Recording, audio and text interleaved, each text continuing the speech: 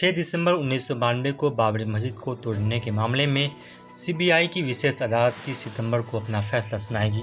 इस मामले में बीजेपी के वरिष्ठ नेता और देश के पूर्व उप प्रधानमंत्री लालकृष्ण आडवाणी, पूर्व बीजेपी अध्यक्ष मुरली मनोहर जोशी, यूपी के पूर्व मुख्यमंत्री कल्याण सिंह, पूर्व केंद्रीय मंत्री उमा भारती समेत कुल 32 अभियुक्त हैं, जिन्हें सीबीआई की विशेष कोर्ट ने उस दिन अदालत में हाजिर रहने को कहा है।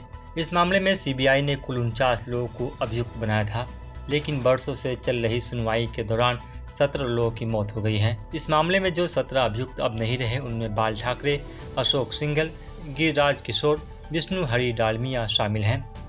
लखनऊ में मौजूद सीबीआई की विशेष अदालत के जज एस.के. यादव इस मामले में फैसला सुनाएंगे।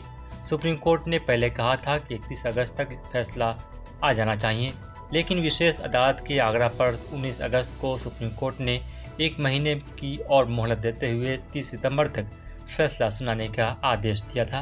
1 सितंबर को लखनऊ की विशेष अदालत ने सुनवाई पूरी कर ली थी और 2 सितंबर से फैसला लिखना शुरू कर दिया था। सीबीआई ने इस मामले में अपने पक्ष में 351 गवाह और करीब 600 दस्तावेज पेश किए थे।